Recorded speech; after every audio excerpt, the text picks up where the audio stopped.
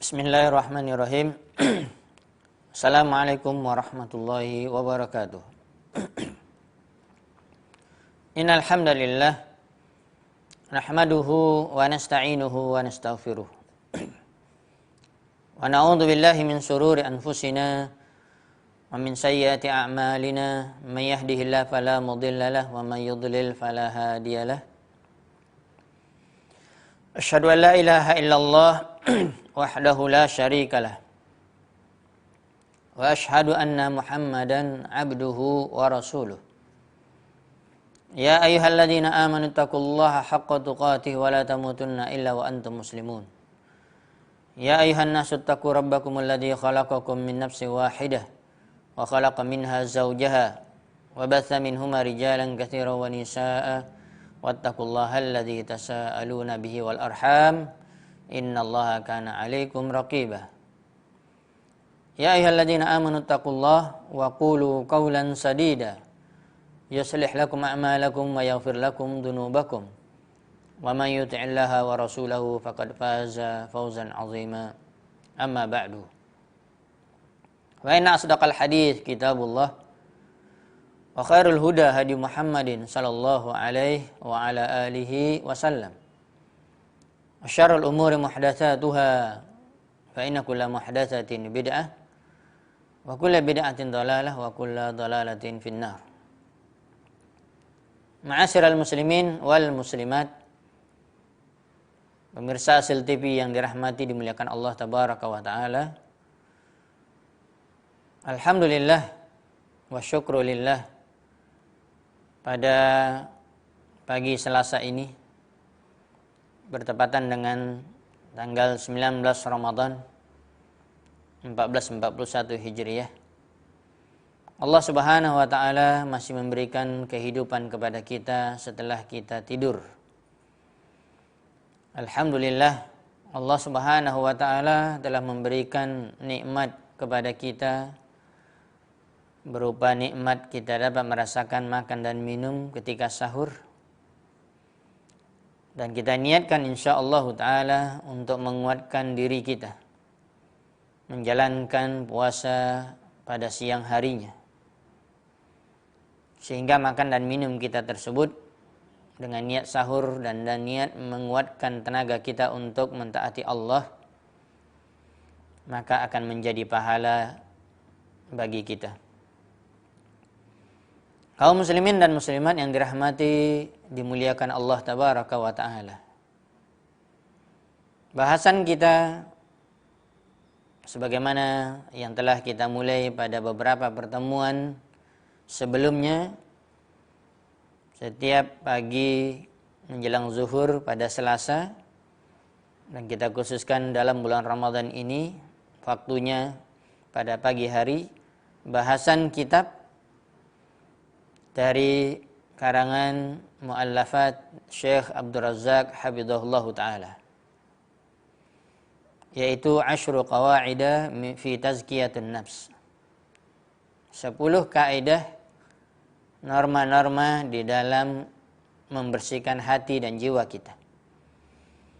Tentunya beliau mengumpulkan 10 kaidah ini berdasarkan dalil sesuai dengan Al-Quran.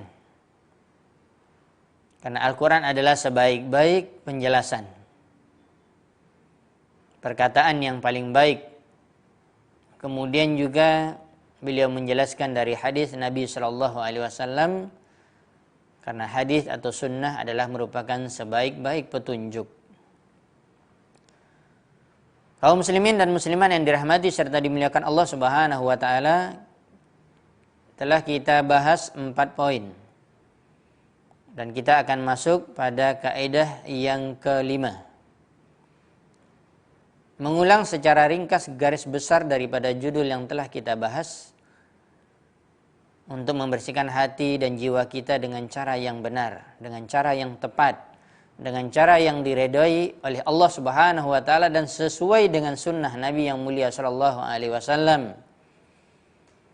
Yang pertama adalah tauhid. Kita harus mengesahkan Allah dengan cara yang benar dan tepat. Baru hati kita akan bersih jiwa kita akan bersih. Yang kedua adalah memperbanyak doa. Jangan lupa kita selalu berdoa kepada Allah Subhanahu wa taala, karena yang menguasai hati kita adalah Allah Tabaraka wa taala. Kemudian yang ketiga adalah Al-Qur'an. Sebagaimana yang telah kita sampaikan tadi, Al-Qur'an adalah sebaik-baik perkataan, sebaik-baik nasihat, sebaik-baik penyembuh dari penyakit badan dan jiwa atau hati.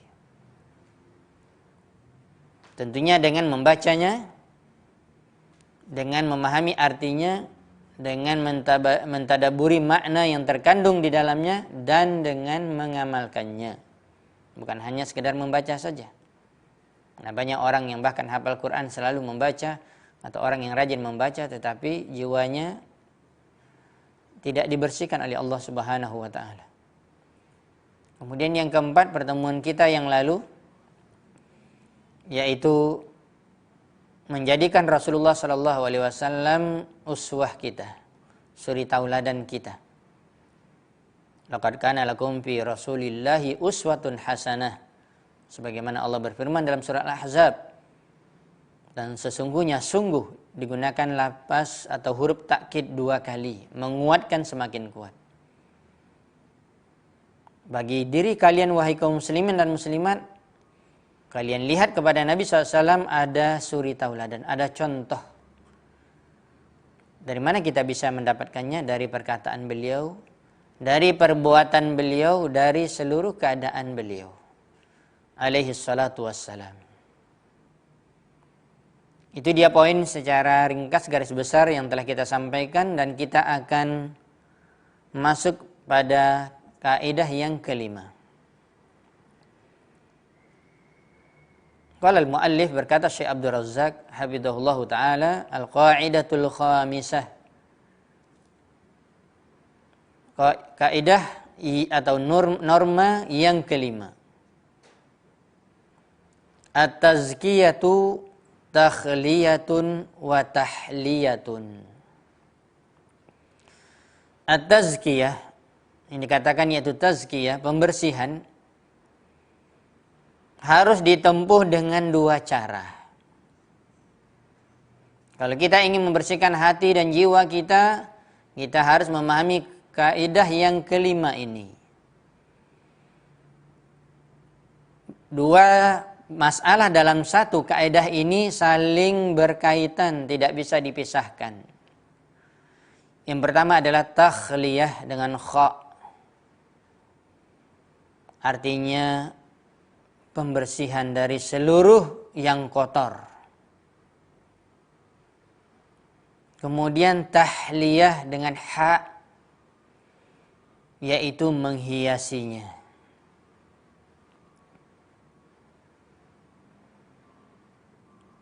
Dilanjutkan oleh Syekh Abdul Razzaq di dalam bahasan ini, beliau mengatakan hafizahullah taala, inna haqiqatat tazkiyah, sesungguhnya hakikat daripada tazkiyah,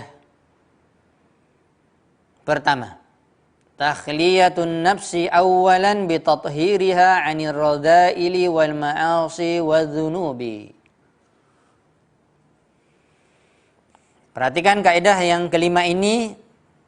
Pokok yang pertama, kalau kita katakan rukunnya, pertama adalah melepaskan diri kita,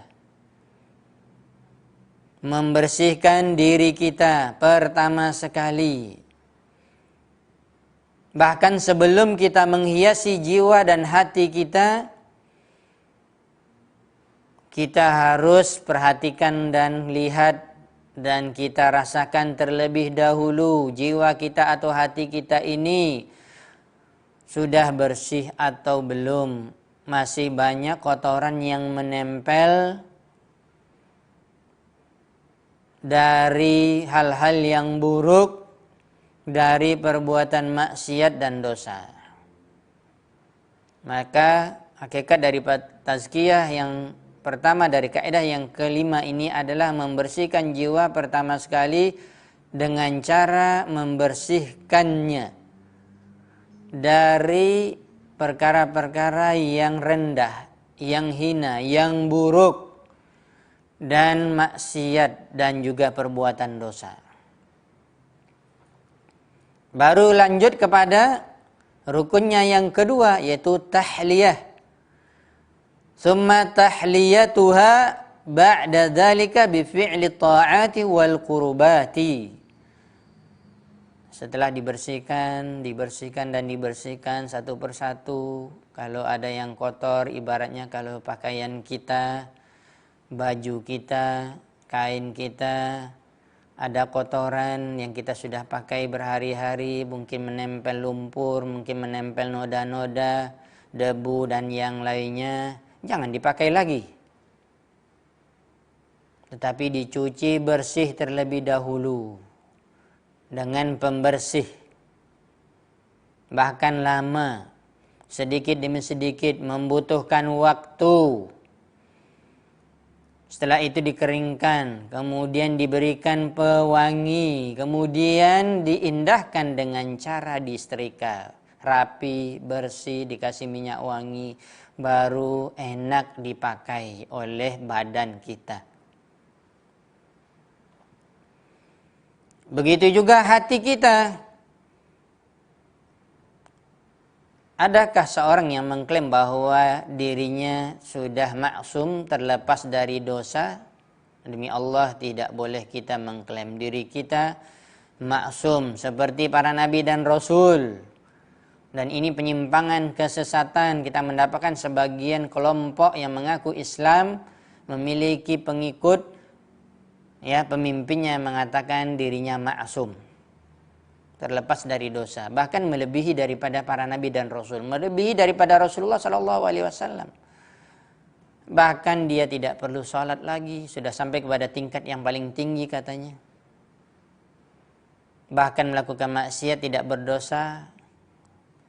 Mereka sudah jelas bukan manusia pilihan Allah, tetapi manusia yang dimurkai oleh Allah. Manusia pilihan Allah yang paling pertama adalah para nabi dan rasul.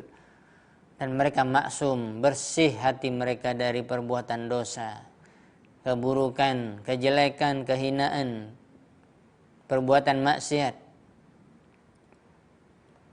Oleh sebab itu tidak ada orang yang dia di dalam hatinya bersih sama sekali daripada dosa.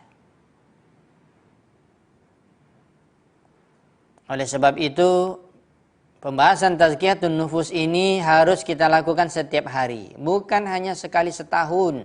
Misalnya contoh dalam bulan Ramadan ini saja banyak orang yang mencoba untuk membersihkan hati dan jiwanya, tazkiyatun nufusnya diperhatikan begitu sangat, ya, perhatiannya besar. Atau misalnya di luar Ramadan dengan adanya, ya, kajian-kajian dan segala macam, hanya pada saat-saat yang tertentu, tidak. Karena kita setiap hari melakukan dosa. Dan parahnya ada orang yang melihat dosa orang lain itu besar, dia selalu perhatikan, membuat dia jengkel, membuat dia suudzon, tapi dia tidak lihat kepada dirinya. Ini musibah yang lain lagi. Hasibu anfusakum, kata Umar bin Khattab radhiyallahu ta'ala anhu, hisab diri kamu terlebih dahulu qabla an tuhasabu, sebelum kamu menghisab orang lain, memperhatikan orang lain. Banyak kita ini selalu kuat memperhatikan orang lain, kesalahan orang lain, sementara kita sendiri bertumpuk kesalahan kita enggak kita perhatikan. Enggak ada usaha kita untuk membersihkan. Bagaimana ingin membersihkan sementara kita merasa bersih? Ini salah. Maka sebagaimana telah kita sebutkan tadi, seperti pakaian, begitu juga hati, noda dosa kita itu banyak. Jangan mengklaim Anda itu bersih, suci. Siapapun Anda. Kita ingin membersihkan jiwa kita, hati kita, maka segera kita bersihkan daripada noda-noda yang mengotorinya. Seperti pakaian tadi. Tidak bisa kita langsung mengklaim hati kita bersih. Kemudian juga dengan tahapan, baru setelah itu dihiasi. Setelah bersih, baru hal-hal yang baik itu bisa menempel di dalam hati kita. Ibaratnya kita kena virus, ya, virus corona lah taruh misalnya, atau yang lainnya, sampai menggerogoti badan kita, hati kita. Apakah bisa kita langsung sembuh? dengan minum obat atau dengan membersihkan badan kita, tidak bisa. Harus dibersihkan dulu yang menempel tersebut. Harus hilangkan dulu. Semakin hilang dia, makin semakin kuat pengaruh obat yang diminum. Semakin kita bersihkan diri kita, hati kita daripada dosa, baru mudah kita untuk mentazkiyatun nafsi kita dengan sempurna dengan cara melakukan apa? Karena tahliyah adalah bifi'li ta'at wal kurubat, dengan melakukan perbuatan-perbuatan ketaatan dengan segala jenis ketaatan dan hal-hal yang bisa mendekatkan diri kita kepada Allah tabaraka wa taala. Takhliyah, pembersihan, tahliyah yaitu kita menghiasinya. Ini berurut, diurut dia. Tidak bisa kita semaksimal mungkin capek segala macam ingin membersihkan jiwa kita dengan berbagai macam ketaatan dan segala macam. Bahkan ada orang mengklaim dia bersih tapi noda dosanya banyak. Bahkan dia tidak menyadarinya, bahkan dia merasa maksum seperti tadi. Ini orang tidak akan bisa hatinya bersih. Dalil yang sangat jelas kata beliau, kita perhatikan dalam firman Allah Subhanahu wa taala dalam surat At-Taubah ayat 103, walaupun ayat ini berkaitan dengan masalah zakat harta, sedekah. Kama qala ta'ala, khudh min amwalihim shadaqatan tutahhiruhum wa tuzakkihim biha wa shalli 'alaihim. Ambillah oleh kalian dari harta-harta mereka orang-orang yang mampu, yang kaya, yang sampai nisab untuk dikeluarkan zakat hartanya. Tujuannya adalah tutahhiruhum,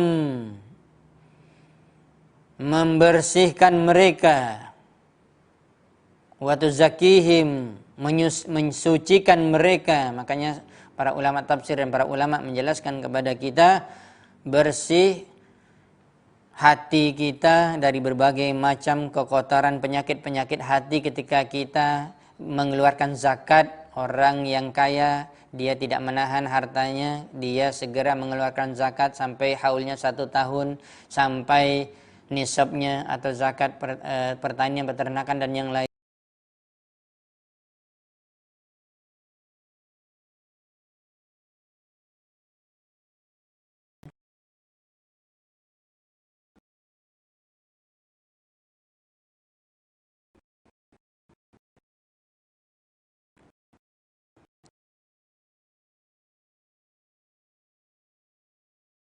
Maka ini perlu diketahui,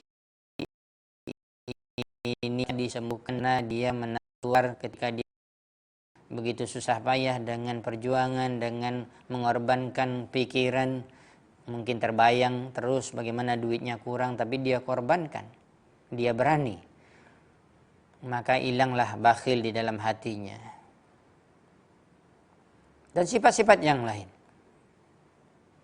Tutahhiruhum bihim, dan juga dikatakan oleh para ulama mensucikan, yaitu mensucikan jiwa juga, dan termasuk juga kata para ulama tutahhiruhum yaitu mereka. Jadi harta kita ini sebenarnya banyak kotornya juga, bukan hati kita saja. Hati kita juga banyak pengaruh kotornya karena penyebab harta kita banyak kotor. Cara mendapatkannya sudah tidak jelas lagi. Sudah cara-cara yang haram kita lakukan, dengan riba, dengan sogok menyogok, orang yang berdagang curang dalam timbangan, curang dalam omongannya,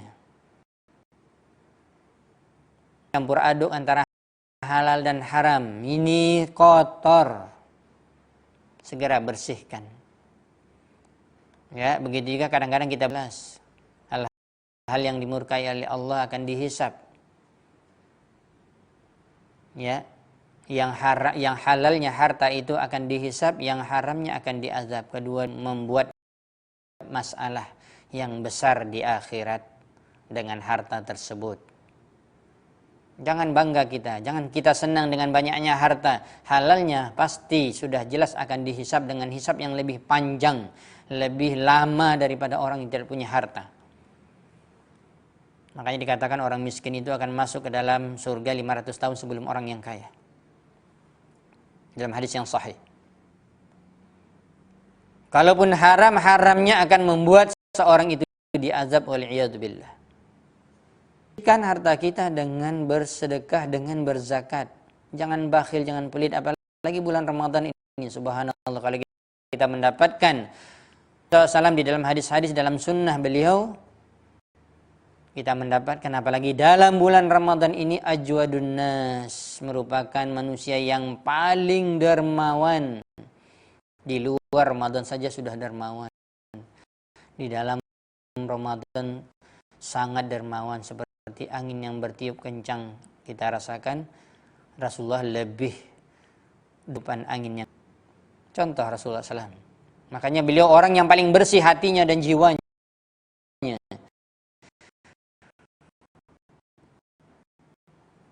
Lagi beliau meninggal masih terhutang dengan orang Yahudi. Subhanallah. Tapi Rasulullah SAW orang yang paling bertakwa dan surganya paling tinggi, Jannatul Firdaus A'la.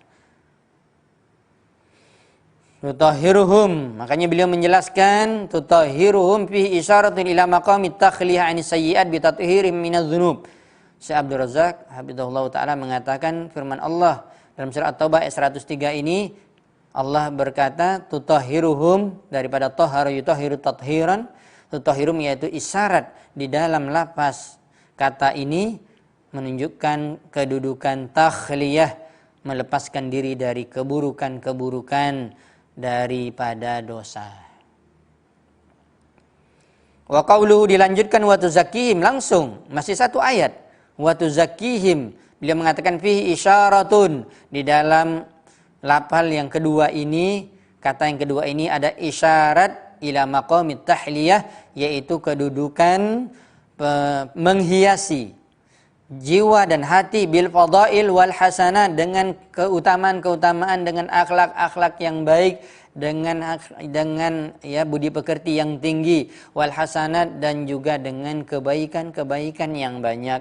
Wa taqdimu tathhir ala tazkiyah, kalau kita lihat di sini kata beliau didahulukan tutahhiruhum, tathhir, daripada tuzakkihim, tazkiyah, min babit taqdim takhliyah ala tahliyah, yaitu maksudnya adalah mendahulukan takhliyah, pembersihan terlebih dahulu, baru tahliyah, yaitu menghiasi.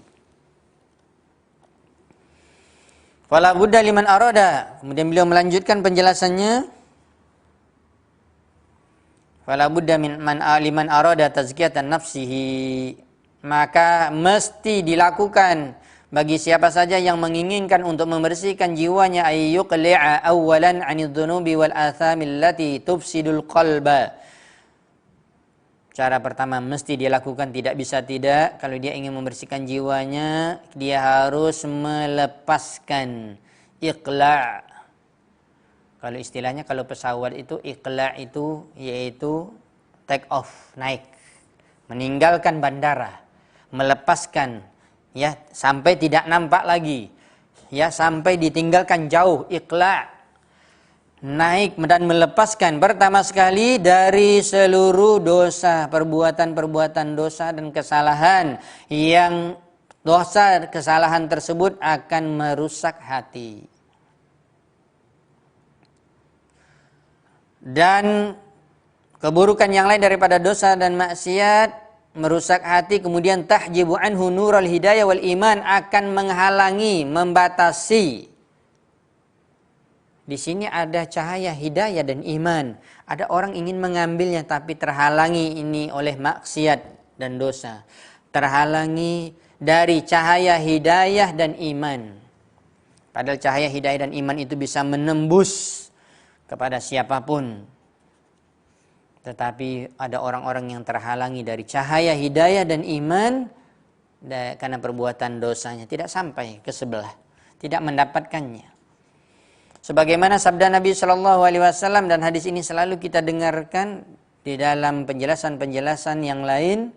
Hadis ini dikeluarkan oleh Imam At-Tirmidzi atau Turmudi dalam jami'nya, dalam sunannya, nomor hadis 3334, dan dihasankan oleh Syekh Albani hadis ini di dalam Sahih Targhib wa Tarhib oleh Imam Al-Mundhiri, jilid 2 halaman 268.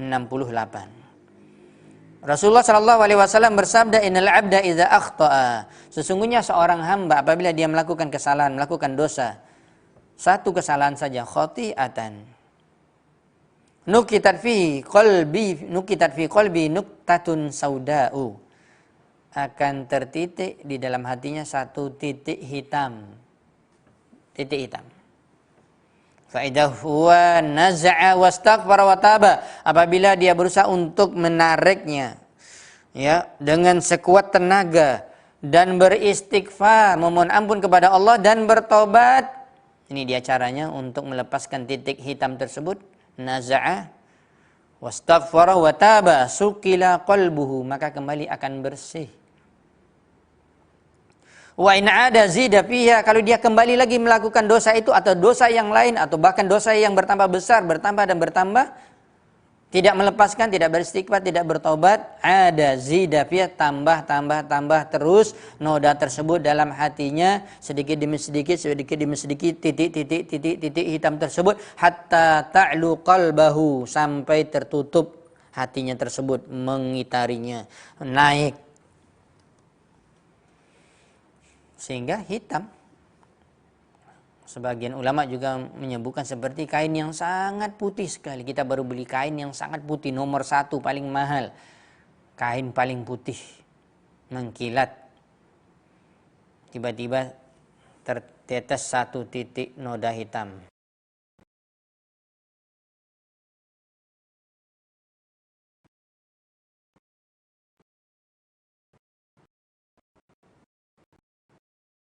Dan mulai itu suatu yang putih, nampak satu lagi putihnya, hitam yang sudah jelas menggantikannya. Yang itulah yang dikatakan oleh Nabi SAW, wa huwa ran alladzi dzakarallah, itulah yang dikatakan ran yang Allah telah sebutkan di dalam surah Al-Mutaffifin ayat 14. Kalabal rana ala qulubihim ma kanu yaksibun. Tidaklah, bahkan itulah ran yang telah menutupi hati-hati mereka. Apa sebabnya? Makanu yaksibun, apa yang telah mereka lakukan dari perbuatan maksiat, perbuatan dosa, perbuatan syirik, perbuatan bid'ah, perbuatan dosa-dosa besar. Summa, kalau dia ingin hatinya kembali bersih, masih bisa? Insya Allah masih bisa. Pintu istighfar dan taubat terbuka pada pagi hari dan malam hari, setiap hari. Tidak ada orang yang mengatakan saya sudah terlanjur, hati saya sudah hitam, saya sudah terjerumus ke dalam perbuatan maksiat, saya sudah masuk ke dalam jurang, ya, kedurhakaan, tidak mungkin bersih lagi, tidak mungkin naik lagi. Itu talbis iblis, tipu daya iblis. Kita terus akan digiring ke perbuatan dosa tersebut. Sebesar apapun dosa, kalau orang itu ingin membersihkannya pasti bisa. Lihat para sahabat, bukankah para sahabat ada orang yang banyak dosanya, dosa paling besar syirik, bahkan ada minum khamar, membunuh, berzina dan yang lainnya.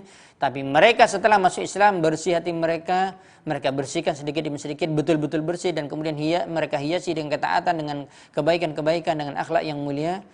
Jadilah mereka orang yang paling terbaik di permukaan bumi ini dari kaum muslimin sampai hari kiamat. Mestinya dia mengatakan kalau Syekh Abdul Razak, "Tsumma yujahidu nafsahu 'alal istiktsar." Kemudian setelah dia mencoba seperti yang telah dijelaskan di awal, fala budda liman arada tazkiyatan nafsi ayyuqli awalan 'anil dzunub wal atham, dia mesti melepaskan dirinya dari perbuatan dosa dan maksiat.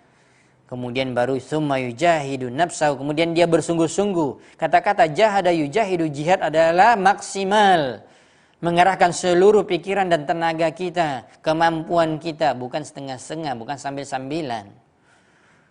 Mujahadah, bermujahadah untuk dirinya alal istiktsar minas shalihat, untuk memperbanyak amalan-amalan saleh. Allati tasku biha nafsu, yang akan menyebabkan jiwanya menjadi bersih, hatinya menjadi bersih. Kama qala ta'ala, sebagaimana Allah menguatkan dalam firman-Nya yang lain, surah Al-Ankabut ayat 69. Ini ayat yang terakhir. Jadi surah Al-Ankabut ada 69 ayat. Allah berfirman, walladzina jahadu fina lanahdiyannahum subulana wa innallaha lama'al muhsinin. Dan orang-orang yang bermujahadah, jahadu. Makanya kata-kata jihad itu daripada jahada yujahidu, jihad, mujahadatan. Makanya orang yang berjihad itu luar biasa, pahalanya besar. Bahkan dikatakan dirwatu sanamil Islam, merupakan puncak daripada Islam adalah jihad fisabilillah. Karena mesti mengorbankan hartanya, bahkan mungkin harus habis hartanya untuk berjihad di jalan Allah. Bahkan bukan hanya harta yang sangat berharga, daripada harta, jiwanya akan melayang, dia tidak akan hidup lagi di dunia ini, dia harus korbankan. Ini perjuangan yang berat, itulah dinamakan jihad.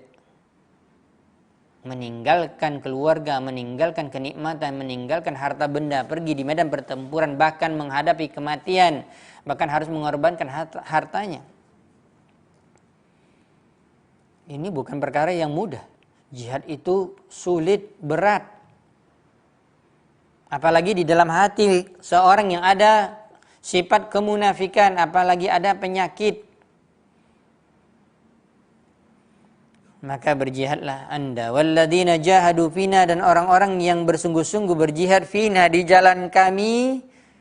Dan ini artinya banyak, termasuk jihad bertempur di jalan Allah, jihad fisabilillah, termasuk juga jihad dalam arti kita melepaskan diri kita dari seluruh perbuatan dosa, dan juga berjihad untuk menghiasi sebanyak-banyaknya hati kita dengan ketaatan, dengan mendekatkan diri kepada Allah. Ini butuh maksimal, kekuatan yang maksimal, kekuatan pikiran, kekuatan lisan, kekuatan hati, dan kekuatan badan.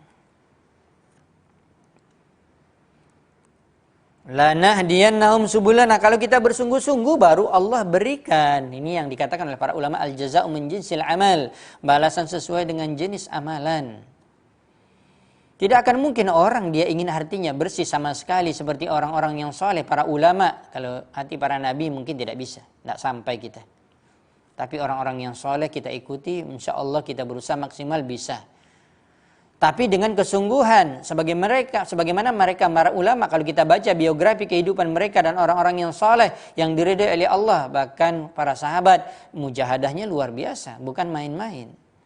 Mengorbankan pikiran mereka, mengorbankan harta, mengorbankan keluarga, mengorbankan hal-hal yang mereka cintai. Bahkan mereka harus masuk ke dalam lubang kesakitan, lubang azab, hal-hal yang membuat mereka disiksa. Tapi lihat bagaimana hasilnya. Allah memberikan balasan sesuai dengan tingkat kesulitan. Sesuai dengan tingkat besarnya mujahadah seseorang. Semakin besar mujahadah seseorang, semakin besar juga Allah akan memberikan dia petunjuk. Lanahdiyannahum subulana. Kata Allah pasti, ini lam takkid. Dan Allah tidak pernah berbohong. Allah menepati janjinya. Tidak pakai lam takkid pun pasti Allah akan menepati janjinya. Apalagi Allah mengatakan lanahdiyannahum subulana. Mungkin ada di antara kita kaum muslimin yang masih ragu. Dengan pertolongan Allah, dengan hidayah Allah. Ini Allah telah menguatkan lanahdiyannahum subulana. Pasti Allah, kata Allah, pasti kami akan memberikan kepada mereka. Tambah lagi lam takkid, tambah lagi nun takkid, dua penguatnya. Lanahdiyanna, ada nun takkid ditasydidkan. Ada dua hal yang menguatkan, lam takkid dan nun takkid. Apalagi yang kita ragukan? Lanahdiyannahum subulana, pasti kami akan berikan kepada mereka hidayah subulana, bukan sabil, bukan satu jalan. Jalan-jalan, semua jalan hidayah, semua jalan kebaikan diberikan oleh Allah. Dimudahkan oleh Allah. Makanya di dalam hadis tentang takdir, Rasulullah SAW mengatakan kepada kita, if'alu wa kullu muyassarin lima khuliqa lahu. Berbuatlah kalian, berbuat dan berbuat, jangan berpangku tangan, jangan tidak berusaha, jangan tidak bermujahadah. Bermujahadahlah kalian. Wa kullu muyassarin lima khuliqa lahu. Setiap orang pasti akan dimudahkan dengan cara yang dia lakukan. Tidak ada kata tidak bisa bersih hati kita, tidak bisa kita menjadi orang yang baik, tidak bisa membersihkan jiwa. Pasti bisa. Lihat para sahabat, lihat orang-orang, bahkan kita mendapatkan, ya subhanallah, kalau kita mendapatkan cerita, biografi, bahkan kita bertemu dengan mereka, orang-orang yang luar biasa perbuatan maksiat mereka, di zaman kita kemudian bertobat kepada Allah bahkan penuh badannya dengan tato. Kalau dibilang maksiat jangan dibilang lagi. Sudah dilakukannya semua. Tapi dia mendapatkan hidayah Allah dan dia mencari dan dia ingin bertobat dan dia yakin Allah Maha Pengampun. Diberikan petunjuk oleh Allah bahkan menjadi orang yang terbaik. Bahkan menjadi orang yang mengorbankan hartanya setelah itu. Terpikir oleh dia harus melakukan hal yang lebih hebat daripada dosa dulu yang sangat banyak. Pengorbanan harus lebih hebat dan harus berjuang maksimal untuk menebus dosa yang lalu. Baru Allah berikan petunjuk lana, dia 6 subulana. Wa innallaha la ma'al muhsinin. Dan sesungguhnya Allah pasti digunakan lam lagi, lam takkid. Jangan ragu wahai kaum muslimin dan muslimat. La ma'al muhsinin. Dan pasti Allah akan selalu bersama orang-orang muhsinin yang baik, yang selalu membersihkan hatinya, yang selalu membersihkan hatinya dari dosa, dan selalu bermujahadah maksimal untuk menghiasinya dengan ketaatan, dengan hal-hal yang baik. Allah bersama orang-orang yang melakukan kebaikan. Kalau Allah bersama kita, tidak ada orang yang bisa mengganggu kita. Makanya ini juga salah satu kiat daripada istiqamah. Walladzina jahadu fina, perhatikan ini dia kuncinya. Walladzina jahadu fina, dan orang-orang yang bersungguh di jalan kami. Jalan kami, jalan Allah itu jalan ketaatan, jalan kebaikan. Jalan yang diridhai oleh Allah, jalan tauhid, jalan sunnah, bukan jalan syirik, bukan jalan bid'ah, bukan jalan perbuatan-perbuatan dosa besar dan maksiat. Ini jalan syaitan. Dan kita mesti bersungguh di dalam jalan Allah, jahadu fina. Diberikan balasan. Dan Allah Maha Adil, tidak akan merugikan sedikit pun kepada kita. Kita ingin menuntut banyak hidayah dan ingin mendapatkan kebaikan yang sempurna, sementara kita tidak mau bermujahadah, duduk-duduk saja, tidak mau membersihkan, tidak mau beristighfar, tidak mau bersungguh-sungguh memperbanyak amalan ketaatan, ya kita akan dapat sesuai dengan amalan kita. Jangan berhayal mendapatkan lebih, sementara ya usaha kita sedikit, usaha kita tidak maksimal. Tidak akan diberikan oleh Allah. Dan Allah Maha Adil. Dan penjelasan dari para ulama Ahlus Sunnah wal Jamaah terakhir dari bahasan kaidah yang kelima ini, sebelum kita membuka tanya jawab, berkata Syekhul Islam Ibnu Taimiyah rahimahullah taala dalam kitabnya Majmu' Fatawa, bisa kita lihat dalam kitab bahasa Arabnya, langsung dalam kitab Arabnya ada 36 jilid, dan ini dikatakan oleh Imam Ibnu Taimiyah Syekhul Islam rahimahullah taala di jilid 10 halaman 97. Bagaimana di catatan kaki di bawah. Fatazkiyatu, maka tazkiyah yaitu pembersihan jiwa dan hati, wa in kana asluhan nama wal barakatu wa ziyadatul khair. Kalau kita lihat dari arti bahasa tazkiyah yang telah kita jelaskan sebelumnya, penjelasan dari Syekh Abdul Razak hafizallahu taala, beliau mengatakan, Syekhul Islam Ibnu Taimiyah mengatakan rahimahullah, dan apabila kita melihat asal daripada tazkiyah adalah an-nama, berkembang, tidak pernah berhenti, tidak pernah putus. Itu tazkiyah. Wal barakah, keberkahan, kebaikan yang banyak. Ya, bukan sedikit. Wa ziyadatul khair, bahkan terus bertambah kebaikan. Kata beliau, kata Syekh Islam Ibnu Taimiyah rahimahullah taala, fa inna ma tahsulu, hal yang demikian akan didapatkan, perhatikan, dengan cara bagaimana? Bi izalatis syarr, yaitu dengan menghilangkan keburukan. Berarti apa? Berarti kita harus bersihkan jiwa kita terlebih dahulu. Tidak akan hati kita berkembang dengan baik, mendapatkan keberkahan, terus bertambah kebaikan, sampai kita harus melakukan hal yang pertama, yaitu takhliyah. Apa takhliyah? Bi'izalatis syarr, yaitu menghilangkan keburukan. Oleh sebab itu, kalau ada orang yang mengatakan dia ingin baik, dia ingin bertobat, dia ingin hatinya bersih, tapi maksiat terus dia lakukan, nggak akan bisa. Karena penghalang itu. Ya, walihadza sharat tazakki. Oleh sebab itu, masih perkataan Ibnu Taimiyah rahimahullah taala, oleh sebab itu kita perhatikan, jadilah tazakki yajma'u, mengumpulkan ini dan itu. Maksudnya pembersihan dan menghiasi. Terakhir perkataan Syekh Sa'di rahimahullah taala, ya, ma'ruf, seorang ulama besar, memiliki kitab tafsir Taisir Karimur Rahman fi Tafsir Kalamul Mannan, gurunya daripada Syekh Al-Imam Al-Allamah Muhammad bin Shalih Al-Utsaimin rahimahullah ta'ala, dan Syekh Sa'di adalah gurunya. Banyak sekali kitab beliau, luar biasa. Kita baca, banyak sekali faedahnya. Dan menambah wawasan ilmu kita sangat luas. Berkata Syekh Sa'di rahimahullah ta'ala inda qaulillahi ta'ala, ketika beliau menafsirkan firman Allah ta'ala dalam surah An-Nisa ayat 49, balillahu yuzakki man yasha'. Bahkan Allah lah yang akan membersihkan siapa saja yang Dia kehendaki. Dengan cara bagaimana? Beliau mengatakan bil iman, dengan cara seseorang itu beriman. Wal amali saleh, dengan cara seorang itu beramal saleh.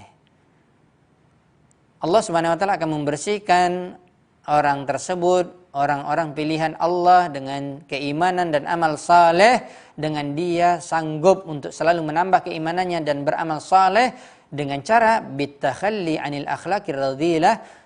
Harus ditempuh cara yang pertama dengan takhalli, takhliyah, membersihkan dari akhlak-akhlak yang buruk. Akhlak yang buruk banyak. Kita sudah mengatakan di awal, kita ini tidak ada yang sempurna, kita ini banyak dosa, kita ini banyak melakukan keburukan. Tolong introspeksi diri kita masing-masing. Kadang kita banyak melihat orang. Bersihkan, harus segera kita membersihkan jiwa kita dari akhlak yang buruk, banyak sekali. Bakhil, kata-kata kotor, ya, curang, bohong, ya, khianat, tidak amanah dan yang lainnya, banyak sekali. Belum akhlak-akhlak buruk yang lain. Bersihkan segera. Baru setelah itu watahalli bisifatil jamilah, kemudian baru kalian menghiasinya dengan sifat-sifat yang cantik atau istilahnya yang bagus. Ya, kalau kita lihat langsung di dalam kitab tafsir beliau, saya ingin menambahkan sedikit penjelasan dari Syekh Sa'di. Beliau mengatakan hadza ta'jibun minallahi li'ibadihi wa tawbikhun lil ladzina yuzakkuna anfusahum minal yahud wan nasara. Karena awal ayat ini berbunyi alam tara ilal ladzina yuzakkuna anfusahum. Kau melihat wahai Muhammad kepada orang-orang yang merasa diri mereka bersih. Mereka mengatakan diri mereka bersih. Tidakkah kamu melihat kepada mereka? Dan Syekh Sa'di mengatakan di dalam tafsirnya adalah merupakan keheranan dari Allah kepada hamba-hambanya dan menjelekkan mereka orang-orang yang merekomendasi membersihkan jiwa mereka merasa bersih dari orang Yahudi dan Nasara. Makanya kita mendapatkan di dalam ayat yang lain orang Yahudi mengatakan merekalah yang masuk surga. Orang Yahudi mengatakan merekalah anak-anak Allah dan kekasih-kekasihnya. Begitu juga orang Nasara mengatakan kami bukan kalian. Orang Yahudi kami, orang Nasrani kekasih-kekasih Allah, orang-orang dicintai oleh Allah. Lihat bagaimana mereka merekomendasi, membersihkan, mensucikan diri-diri mereka. Allah mengatakan alam tara ilal ladzina yuzakkuna anfusahum. Allah mencela mereka. Bahkan Syekh Sa'di mengatakan bukan orang Yahudi Nasara saja. Ini ayat memang untuk orang Yahudi Nasara, tapi kita selalu mendengar perkataan para ulama tafsir al-ibratu bi'umumil lafzi la bi khususis sababi. Kita kalau membaca ayat, melihat tafsirnya, penjelasannya, kita tidak melihat kekhususan sebab atau ayat ini untuk siapa, tetapi kita ambil pelajaran umum dari lafaz atau firman Allah ini untuk seluruh orang. Yang dikatakan ini untuk orang Yahudi Nasrani saja, bukan untuk orang Islam. Termasuk kata Syekh Sa'di mengatakan wa man nahwahum, dan barang siapa saja yang mengikuti jalan orang-orang tersebut, min kulli man zakka nafsah, setiap orang siapa saja walaupun dia mengaku Islam. Setiap mereka yang mengaku membersihkan jiwa mereka atau jiwa mereka bersih bi amrin laisa fih, yang tidak mereka tempuh dengan cara yang benar. Sebagaimana juga dijelaskan ayat yang lain, mereka mengatakan la yudkhilal jannata illa man kana hudan aw nasara. Mereka mengklaim, orang Yahudi mengatakan tidak akan masuk ke dalam surga kecuali kami orang Yahudi. Nasrani tidak. Islam tidak, semuanya tidak. Orang Nasrani begitu juga mengatakan. Wa hadza mujarradu da'wa. Ini adalah merupakan hanya sekedar ucapan belaka. Klaim mereka la burhana 'alaiha, tidak ada bukti. Wa innama burhan. Kalau kalian ingin bukti, kalau kalian ingin benar di dalam membersihkan jiwa kalian, ma akhbara bihi fil Qur'an, Dan lihatlah dan bacalah apa yang telah diberitakan oleh Allah dalam Al-Quran. Di dalam firman Allah dalam surah Al-Baqarah, bala man aslama wajhahu lillah wa huwa muhsinun falahu ajru 'inda rabbih wa la khaufun 'alaihim wa la hum yahzanun.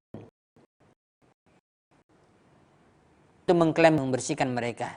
Siapa mereka? Man aslama wajhahu lillah, barang siapa yang mengislamkan, menyerahkan dirinya sepenuhnya wajahnya kepada Allah. Dikatakan oleh para ulama yaitu mereka yang bertauhid, tidak melakukan kesyirikan. Wa huwa muhsin, dan para ulama mengatakan dan dia melakukan kebaikan yaitu beramal saleh, mengikuti sunnah Nabi SAW. Ikhlas, bertauhid dan mengikuti sunnah Nabi.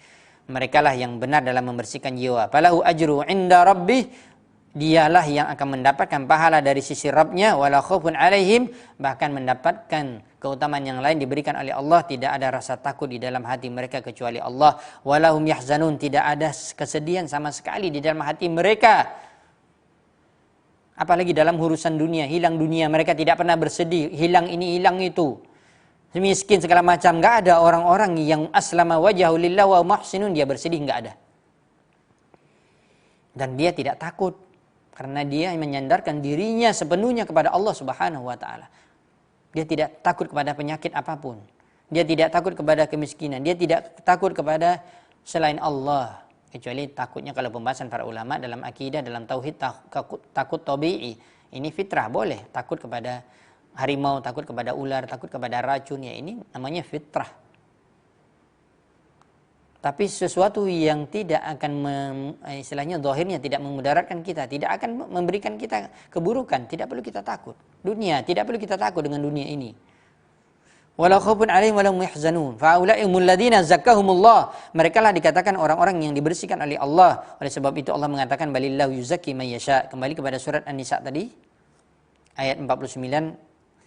Akan tetapi Allah lah yang membersihkan orang-orang yang Allah kehendaki bil iman. Ini dia penjelasan sesaat tadi, dengan iman, wal amal saleh, dan amal saleh bitakhali anil akhlaqir radhilah, dengan cara melepaskan dirinya dari akhlak-akhlak yang buruk, wa tahalli bisifatil jamilah, dan menghiasinya dengan sifat-sifat yang indah.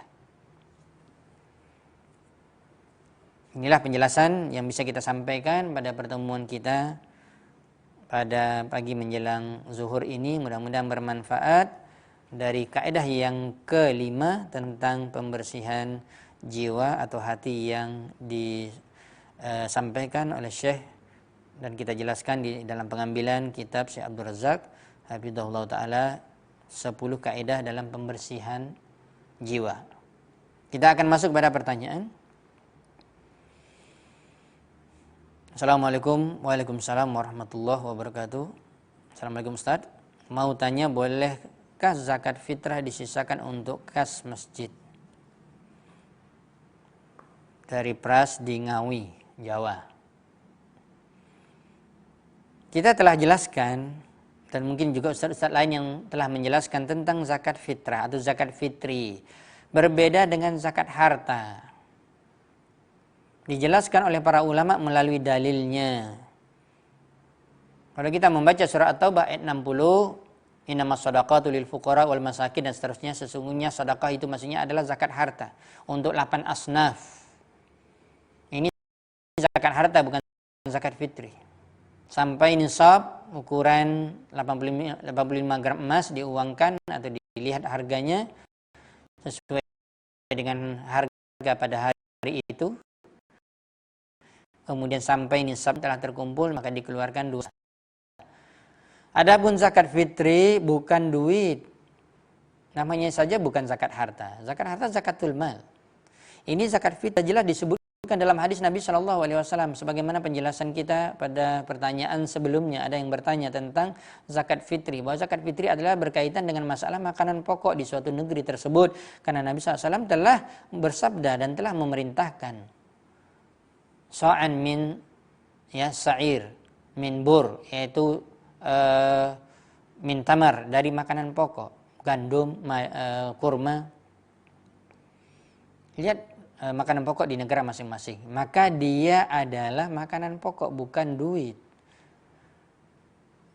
Inilah yang membuat salah kita di dalam memahami zakat fitri atau zakat fitrah sehingga kita uangkan, sehingga boleh menguangkannya. Akhirnya timbullah pertanyaan, bolehkah zakat fitrah disisakan untuk kas masjid? Kas masjid itu berarti duit, bukan beras. Beras nggak mungkin disimpan. Untuk apa? Kita makanan pokok kita di Indonesia secara umum beras. Maka kita katakan dari pertanyaan ini yang memahami adalah bisa diuangkan. Tidak boleh. Tidak ada zakat fitrah atau zakat fitri itu dengan duit. Dengan makanan pokok. Dan kita selalu berikan alasan sebagaimana dijelaskan oleh para ulama. Kalau seandainya boleh, ini perbuatan ini ibadah. Ibadah itu tauqifi, ada dalilnya, ada sunnahnya. Tidak boleh kita berbuat sendiri. Hukum asal dalam ibadah adalah tahrim. Nggak boleh kita lakukan sampai datang dalil. Perhatikan zakat fitri ini, zakat fitrah. Rasulullah SAW telah menjelaskan dengan perbuatan dan perkataan beliau. Bukan dengan duit. Dikatakan oleh para ulama, kalau seandainya ditukar dengan mata uang, di zaman Nabi sudah ada uang dirham, dinar. Tapi Nabi tidak mengeluarkan zakat fitri dengan duit. Ini menunjukkan tidak ada, tidak boleh. Dan bahkan Nabi SAW mengatakan ta'mun lil masakin, ya, sa'an min sa'ir wa tamar wal bur. Ini sudah jelas makanan pokok. Apakah kurang jelas sabda Nabi? Kemudian tambah lagi perbedaannya dengan zakat harta adalah zakat fitri khusus hanya diberikan kepada fuqara masakin.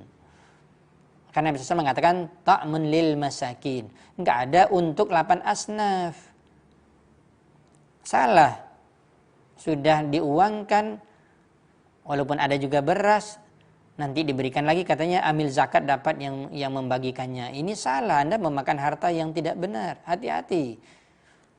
Ya, dalam zakat fitri ini enggak ada amil zakat. Yang dapat berhak, dapat jatah, enggak ada. Bahkan waliyadzubillah, ya, berita-berita kita dapatkan di masjid-masjid, bahkan orang amil zakat ini berasnya paling banyak dapat, plus dapat duit lagi kalau diuangkan tadi, sudah bertumpuk-tumpuk kesalahan.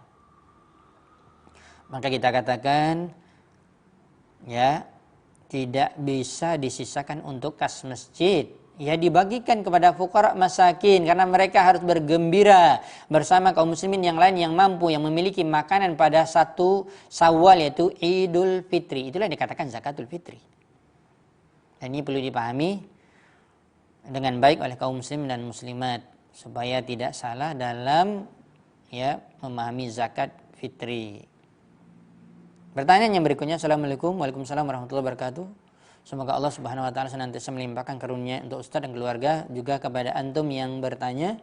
Semoga senantiasa Allah melimpahkan karunia-Nya, hidayahnya, keberkahannya untuk antum dan keluarga dan kita semua.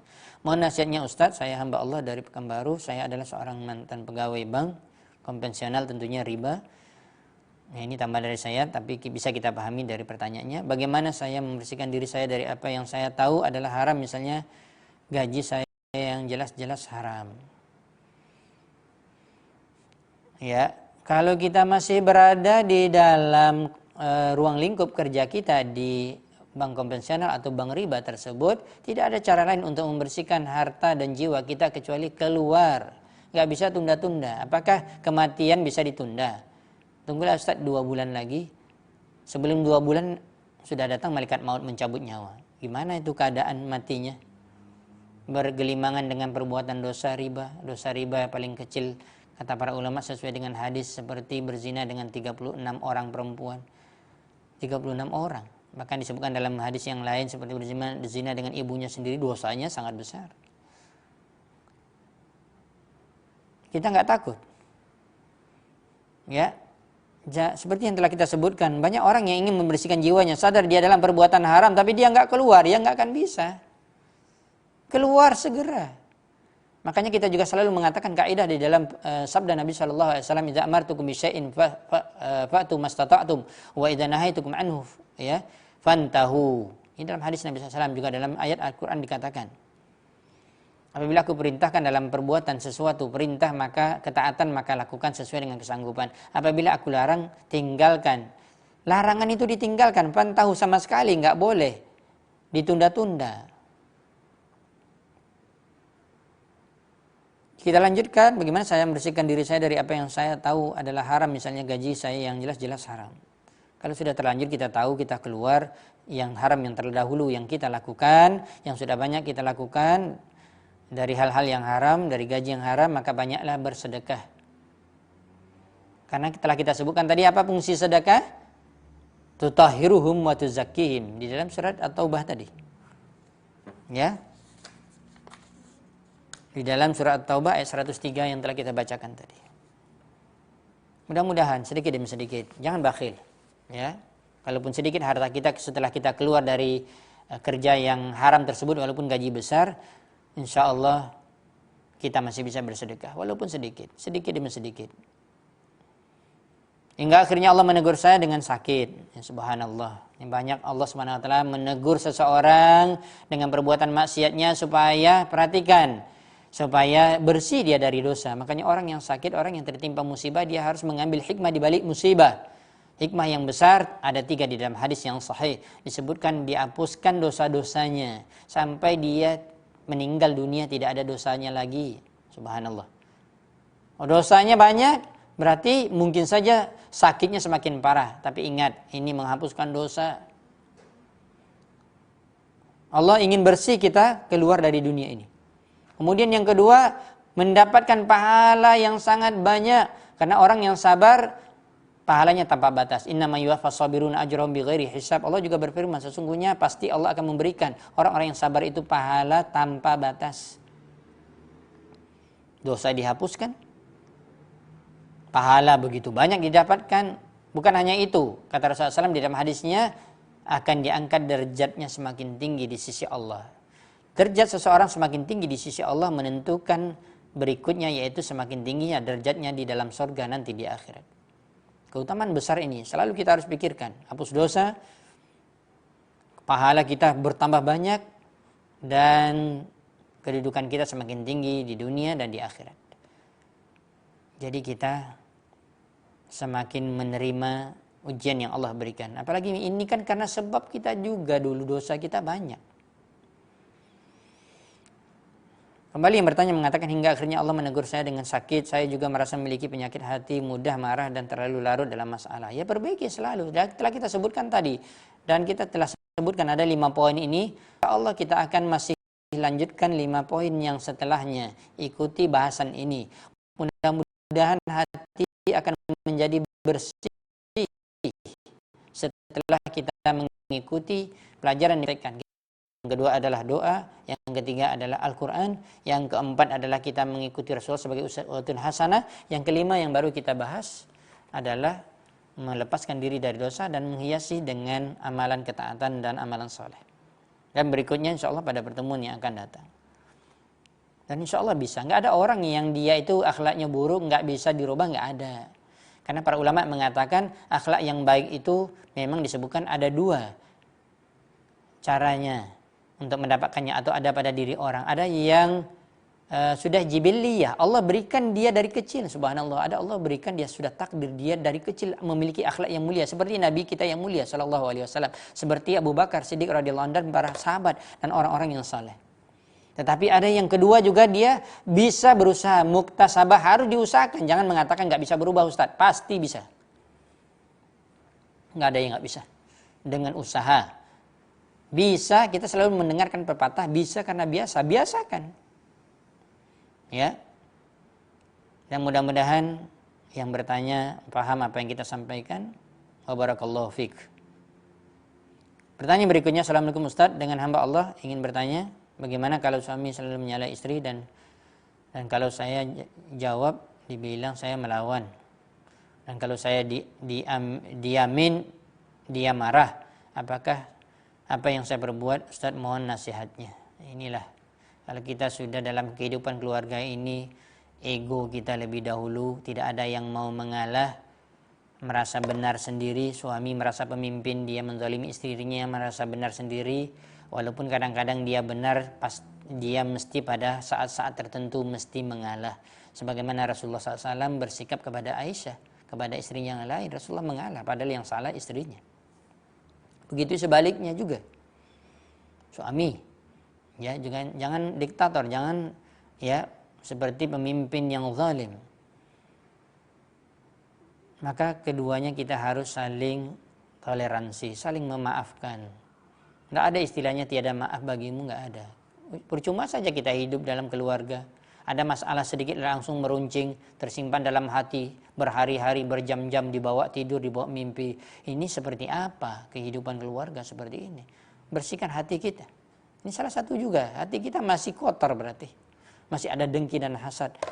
Ya, seolah-olah kalau istri kita atau suami kita melakukan kesalahan, ya sudah besar sekali. Itu yang dikatakan oleh Abdullah bin Abbas radhiyallahu anhu atau Abdullah bin Mas'ud. Kalau kesalahan orang nampak ya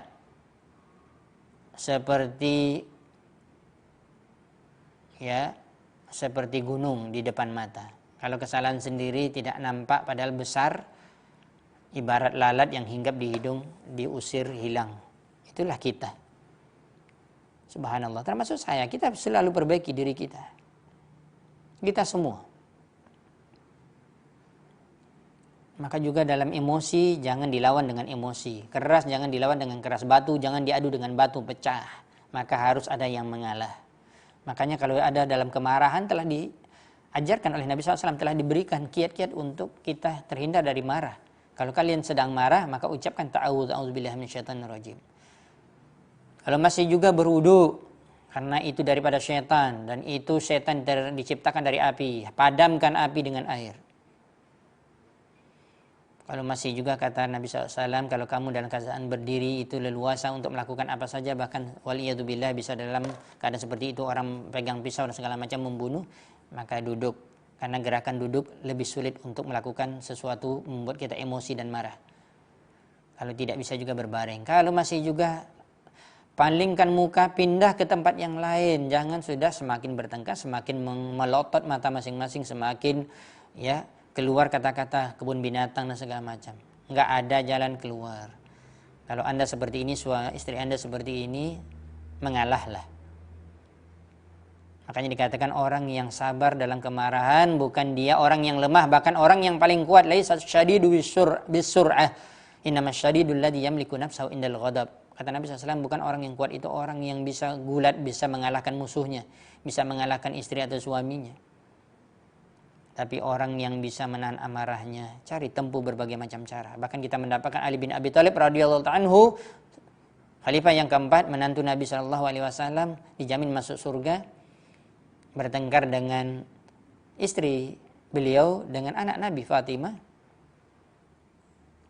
Apa yang beliau lakukan? Beliau pergi menghindari emosi, menghindari kemarahan. Padahal Ali bin Abi Thalib itu orang yang paling jagoan dalam jihad fisabilillah. 1 lawan 1, nggak ada yang bisa mengalahkannya dalam jihad luar biasa. Tapi dia tidak mau istrinya. Dia pergi, bahkan dia tidur di masjid. Ya, bahkan bertempel dengan debu, dengan tanah. Maka ketika Nabi SAW mengunjungi Ali bin Abi Thalib dan melihat anaknya dan menantunya, dia katakan, mana Ali? Ali pergi ke masjid. Maka dilihatlah Ali sedang tidur. Dan Rasulullah tahu ini ada masalah keluarga. Maka disitulah gelar Ali bin Abi Thalib mendapat gelar Abu Turab. Ya, Turab itu tanah. Begitu juga sebenarnya harus disadari oleh istri. Mohon maaf kita mengatakan mungkin dalam beberapa sifat memang disebutkan. Apalagi dalam keadaan seorang istri sedang haid memang emosi. Tetapi juga sadar juga lah. Harus kita juga menyadari kekurangan kita. Dan kita ikutkan. Sebagaimana juga Anda suami. Dan semuanya insya Allah bisa diselesaikan. Dan jangan lupa jangan banyak berdoa kepada Allah Subhanahu wa ta'ala. Karena Allah lah yang menguasai hati-hati kita semua. Allahu a'lam bishawab. Sepertinya ini pertanyaan terakhir karena masuk dari via WhatsApp.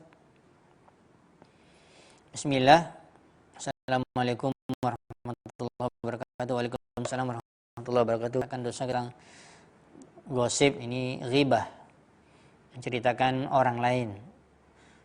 Gosip itu tidak baik, terus kita tidak mencegahnya. Ya, ini berkaitan dengan masalah amar ma'ruf nahi mungkar. Kalau kita melakukan kemungkaran, sudah jelas kita segera bertobat. Masuk kelompok dosa-dosa besar. Dzikruka akhaka bima yakrah. Kamu menyebutkan tentang saudaramu kepada orang lain, dia enggak ada di depan kamu. hal-hal yang tidak dia sukai, walaupun dia melakukan perbuatan dosa, dia melakukan perbuatan dosa ini dan itu, tapi kadang-kadang kita terikut yang segala macam cerita ke orang lain. Apalagi ini hati-hati juga, mungkin kita kaitkan dengan kehidupan keluarga, hati-hati suami marah dengan istrinya, cerita dengan suami-suami yang lain, dengan kawan-kawan kerjanya. Bodoh. Ya, begitu juga istri. Ya, cerita dengan perempuan-perempuan atau keluarganya yang lain, ini bodoh. Oleh sebab itu kalau kita tahu, simpan aib. Ya, bukankah kita telah mengetahui hadis Nabi SAW mengatakan man satara musliman satarallahu fid dunya wal akhirah, barang siapa yang menyembunyikan aib seorang mukmin, Allah akan sembunyikan aibnya dunia dan akhirat. Apalagi akhirat, tempat kita dihisab, akan dibeberkan seluruh kesalahan kita kalau kita suka membeberkan kesalahan orang lain, keburukan orang lain, aib orang lain, gosip. Pikirkan akibat buruk. Ya, bukan hanya di dunia, tapi berkaranya di akhirat berat. Dunia mungkin sebentar, tidak ada masalah kita digosip, tapi di akhirat.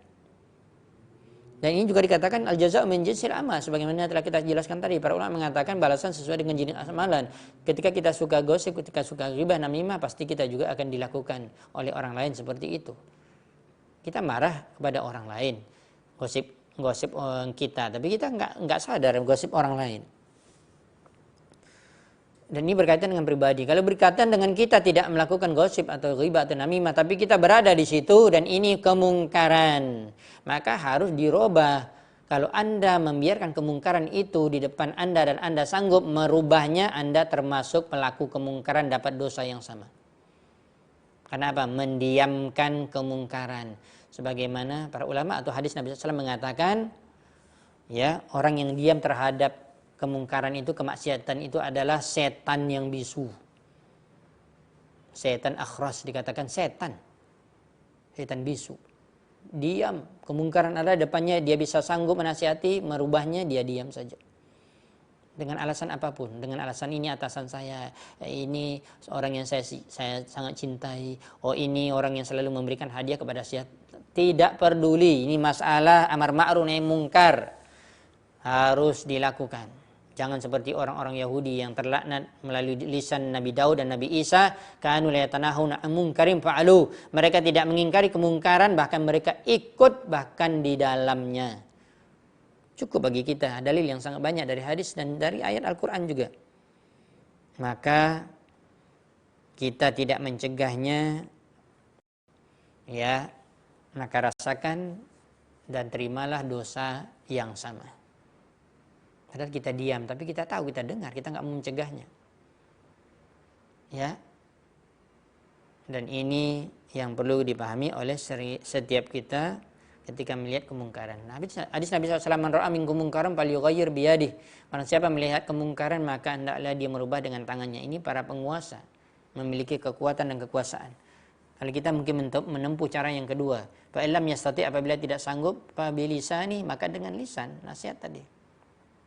Kalau dengan lisan bermudarat, mungkin dia itu orangnya pemabuk segala macam, bawa pisau, mungkin kalau kita nasihati kita langsung dibunuh, ini namanya mudarat besar. Makanya di situ baru terakhir dengan cara hanya mengingkari dalam hati. Kalau kita bisa dengan lisan menasihati, kita diam, kita sama dengan mereka. Maka ini yang perlu dipahami dengan baik. Wallahu a'lam bishawab. Mudah-mudahan apa yang kita sampaikan bermanfaat, terutama untuk saya sendiri, karena tidaklah saya menyampaikan kepada antum dan antum semua, kecuali ini untuk diri saya sendiri dan untuk semakin memperkuat ilmu yang ada pada diri saya. Dan mudah-mudahan Allah Subhanahu wa taala memberikan taufik dan hidayah kepada kita semua, memperbaiki diri dan akhlak kita, membersihkan dari noda-noda dosa, kesalahan, dan selalu menghiasinya dengan kebaikan dan ketaatan kepada Allah Subhanahu wa taala. Amin ya rabbal alamin. Subhanakallahumma wa bihamdika asyhadu an la ilaha illa anta astaghfiruka wa atubu ilaik. Wassalamualaikum warahmatullahi wabarakatuh.